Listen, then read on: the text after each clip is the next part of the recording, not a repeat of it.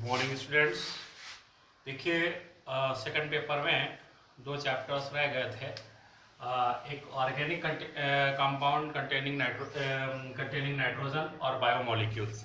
इनके कुछ important question हमने लिखे हैं जो कि आपके एग्ज़ाम के बेसिस पे इम्पोर्टेंट हैं।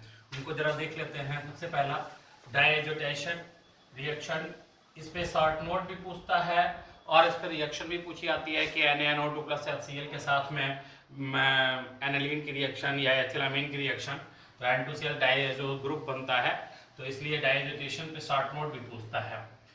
फिर अगला है कि मेथड ऑफ प्रिपरेशन ऑफ जो है primary amine 1 degree amine, primary amine के मेथड ऑफ प्रिपरेशंस आप कम से कम 3 जनरल मेथड ऑफ प्रिपरेशंस तैयार कर लीजिए। फिर हाफमान ब्रोमीमाइड रिएक्शन बहुत पूछी आती है।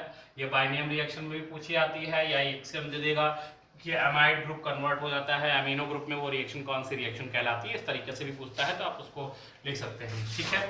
फिर अगला है कि why methylamine is more basic than ammonia. एक देखिए क्वेश्चन ऐसा आना ही आना है, नाइट्रोजन कंटेनिंग कंपाउंड से ऐसा क्वेश्चन जरूर आएगा कि मेथिलामीन, जैसे मैंने एक क्वेश्चन लिखा मेथिलामीन मोर बेसिक देन अमोनिया, या इस तरीके से हो सकता है आपका कि प्राइमरी अमीन, टर्सरी अमीन, सेकेंडरी अमीन और अमोनिया दिया गया हो, उसमें आपको बताना हो कि कौन मोर बेसिक होगा, या आपके पास में दिया गया हो एक फेनिल अमीन भी दिया गया हो, उनकी बेसिसिटी लिखना हो। तो देखिए सीधी सी बात, ये जो एल्किल ग्रुप होता है वो प्लस आई इफेक्ट शो करता है। यहां से ऐसे समझ लीजिए, alkyl group plus I effect show करता है, और प्लस आई इफेक्ट जो होता है वो प्रोपोर्शनल होता है बेसिक स्ट्रेंथ के। ये चीज आपकी बहुत काम आने वाली है। तो एल्किल ग्रुप जितना ज्यादा होगा, यानी प्लस आई इफेक्ट उतना ज्यादा हो गया, प्लस आई इफेक्ट उतना ज्यादा हो जाएगा, तो बेसिक स्ट्रेंथ उतनी ज्यादा हो जाएगी। यानी अगर आपका दिया गया, जैसे हमने लिखा ना कि C2H5 का होल टू एस NH2 इस तरीके से दे दिया गया, और C2H5 NH2 दे दिया गया है, ये NH होगा, तो कौन मोर बेसिक होगा, तो ये मोर, क्योंकि क्या है, alkyl group plus I effect show करता है, प्लस आई इफेक्ट जितना ज्यादा होगा बेसिक स्ट्रेंथ उतनी ज्यादा होगी, इसलिए मेथिलामीन में CH3 plus I effect show करता है, वो मोर बेसिक होगा अमोनिया के कंपैरिजन में। ठीक, तो ऐसा क्वेश्चन एक आएगा ही आएगा। दूसरा लैब मेथड ऑफ एथिलामीन, इसको हाफमान ब्रोमाइड रिएक्शन से ही रिलेटेड है। ये प्रोपेनामाइड का आपका Br2 प्लस के साथ रिएक्शन कराते हैं तो एथिलामीन बनता है।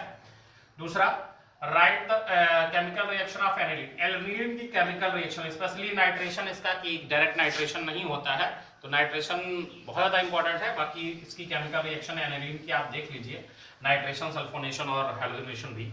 Right the open chain structure of glucose, glucose से क्वेश्चन आएगा ही आएगा, तो ओपन चेन स्ट्रक्चर ग्लूकोज की या केमिकल रिएक्शन ऑफ ग्लूकोज में मैंने लिखा है reaction due to the OH group या कार्बोनिल ग्रुप या एल्डिहाइड ग्रुप प्रेजेंट होता है, ऐसा भी करके क्वेश्चन रह सकता है।